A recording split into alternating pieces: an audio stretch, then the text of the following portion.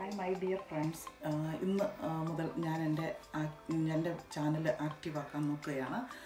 ഒത്തിരി നാളായിട്ട് ശ്രമിക്കുന്നതാണ്. പല പല റെസിപ്പീസുമായിട്ട് വരണം, എല്ലാവർക്കും കാണിച്ചു തരണം എന്നൊക്കെ. പക്ഷേ ഇടയ്ക്ക് വെച്ചെല്ലാം ജീവിതത്തിൻ്റെ തിരക്കിനിടയിൽ അതെല്ലാം വിട്ടുപോയി.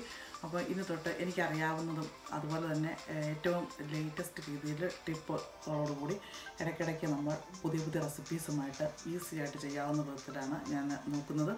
അപ്പോൾ എല്ലാവർക്കും പെട്ടെന്ന് മനസ്സിലാവുന്ന വിധത്തിലും ഒക്കെ ചെയ്യാമെന്ന് കരുതിയാണ് ചെയ്യുന്നത്. അപ്പോൾ നിങ്ങളെല്ലാവരും ചെയ്യേണ്ടത് ലൈക്ക് ചെയ്യുക, ഷെയർ ചെയ്യുക, സപ്പോർട്ട് ചെയ്യുക, വാച്ച് ചെയ്യുക. ഇന്നത്തെ എൻ്റെ കറി, ഇന്ന് ഞാൻ ഫിഷ് കറിയാണ് ചെയ്യാൻ പോകുന്നത്.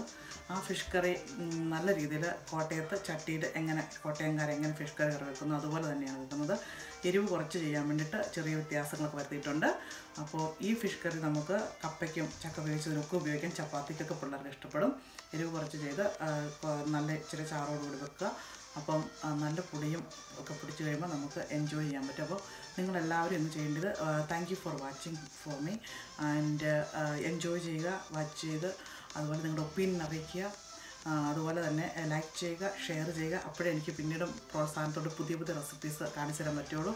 നിങ്ങൾക്ക് അറിയേണ്ട റെസിപ്പീസ് ഇടയ്ക്ക് തന്നെ എഴുതി അറിയിക്കുക. അപ്പോൾ ഞാനത് ചെയ്ത് കാണിക്കുന്നതായിരിക്കും.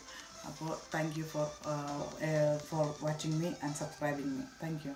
ഇതിന് വേണ്ട ingredients: fish oil, mustard seeds, fenugreek seeds, ginger garlic, small onions, കറി leaves, green chillies, tomatoes, salt, pepper powder, turmeric powder, chilli powder, fish masala, കുടംപുളി ആൻഡ് വാട്ടർ. ഒരു പാത്രത്തിൽ എണ്ണ നന്നായിട്ട് ചൂടാക്കാൻ വെക്കുക. പാനിൽ നന്നായിട്ട് ചൂടായി വരുമ്പോൾ കടുകിടുക. ചൂടായിരിക്കുന്ന പാനിലോട്ട് കടുക് റെഡിയായി കഴിയുമ്പോൾ അതിൽ ഉലുവ ഇടുക. ഉലുവയും കടുകും ബ്രൗൺ നിറമായി വരുമ്പോഴേക്കും അതിൽ ചതച്ച് വെച്ചിരിക്കുന്ന ഇഞ്ചിയും വെളുത്തുള്ളിയും അതിനോട് ചേർക്കുക. അതിനോടൊപ്പം തന്നെ പച്ചമുളകും കരിയാപ്പിലയും ആഡ് ചെയ്ത് നന്നായിട്ട് ഇളക്കുക. വഴറ്റി ബ്രൗൺ നിറമാകുന്നത് വരെ വഴറ്റുക, ചെറിയ തീയിൽ വെച്ച്.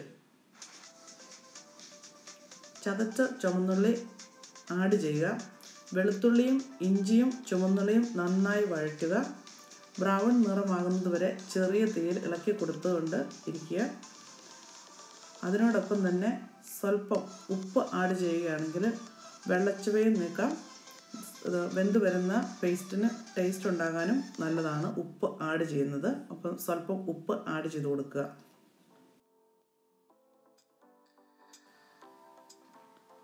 പാകമായ പേസ്റ്റിനൊപ്പം മഞ്ഞൾപ്പൊടി 1/2 ടീസ്പൂൺ, മുളക് പൊടി 1 ടീസ്പൂൺ, കുരുമുളക് പൊടി 1/4 teaspoon, fish masala 4 teaspoon add ചെയ്ത് ചെറിയ രീതിയിൽ ഇളക്കി ആ പേസ്റ്റിനൊപ്പം അത് നന്നായിട്ട് ചേർത്ത് ബ്രൗൺ നിറമാക്കുക.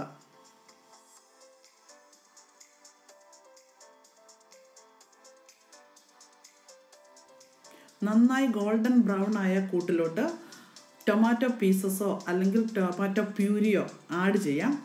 അങ്ങനെ ആകുമ്പോൾ അത് നല്ല പേസ്റ്റായി കഴിയുമ്പോൾ അതിന് നല്ല കൊഴുപ്പും കിട്ടും, കളറും കിട്ടും. പിള്ളേർക്കൊക്കെ ഒത്തിരി എരിവില്ലാതെ കഴിക്കാൻ ഒത്തിരി നല്ലതാണ്. അതുകൊണ്ട് ടൊമാറ്റോ ആഡ് ചെയ്യുന്നതാണ് നല്ലത്.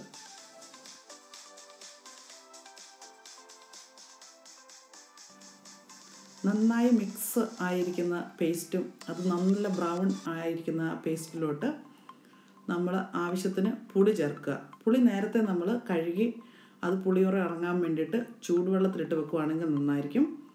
ആ വെള്ളവും ആ പുളിയും കൂടി ഒന്നിച്ച് ചേർത്ത് ഈ മിക്സുമായിട്ട് മിക്സ് ചെയ്ത് നല്ല രീതിയിൽ തിളപ്പിക്കുക. അത് തിളച്ച് വരുമ്പോൾ അതിലോട്ട് ആവശ്യത്തിന് ഉപ്പും, ഇനി കൂടുതൽ ചാറ് വേണ്ടവരാണെങ്കിൽ അവർക്ക് ആവശ്യത്തിന് വെള്ളവും ചേർത്ത് തിളപ്പിക്കുക.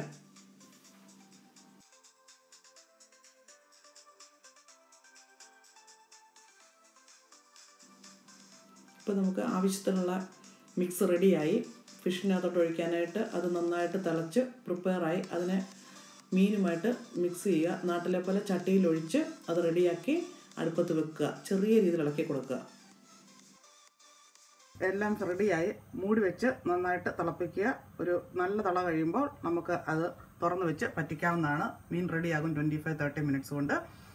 മീൻ വെട്ടുമ്പോൾ കൂടുതൽ മീൻ വെട്ടി കുറച്ച് എടുത്ത് മറിനേറ്റ് ചെയ്യാനായിട്ട് ഉപ്പ്, കുരുമുളക്, ടർമറിക് പൗഡർ, സ്വല്പം മുളക് പൊടിയും കൂടി ഇട്ട് നന്നായിട്ട് മറിനേറ്റ് ചെയ്ത് ഇച്ചിരി എണ്ണ ഒഴിക്കുക. അതിനകത്തോട്ട് ഈ ഇടിച്ച് പിഴിയുന്ന ഇഞ്ചി വെളുത്തുള്ളി നീരൂടി ഒഴിച്ച് പുരട്ടി വെക്കുകയാണെങ്കിൽ നമുക്ക് സമയമില്ലാത്തപ്പം പെട്ടെന്നത് ഉപയോഗിക്കാം. അപ്പോൾ മീൻ തിളച്ച് ശരിയായി വന്നു, അതിൻ്റെ ചാറ് ശരിയായി, അതിനുള്ള കൊഴുപ്പായി, കളറായി. അതിലോട്ട് സ്വല്പം കോക്കനട്ട് ഓയിൽ ഞാൻ ആഡ് ചെയ്യുകയാണ്. ആ കോക്കനട്ട് ഓയിൽ ആഡ് ചെയ്യുമ്പോൾ അതിനകത്ത് മുളകിന് കുത്തലുണ്ടെങ്കിൽ അത് കുറച്ച് മൈൽഡായി കിട്ടും. അങ്ങനെ ഇത് തിളച്ച് അതിനൊരു അപ്പിയറൻസും ഒക്കെ ആയി കഴിയുമ്പോൾ നമുക്ക് കപ്പ എല്ലാം റെഡിയായെന്ന് ഉറപ്പായി. ഇത് ആറിക്കഴിയുമ്പോൾ കപ്പയുടെ കൂടെയോ ചക്ക വേവിച്ചതിൻ്റെ കൂടെയോ ചോറിൻ്റെ കൂടെയോ ഒക്കെ ആയിട്ട് നമുക്ക് ഉപയോഗിക്കാവുന്നതാണ്. അതിനായി മീൻ കറി റെഡിയായി. Thanks for watching my video. Please like this video and subscribe to my channel to get notification. Follow me on Instagram and Facebook. നന്ദി, നമസ്കാരം.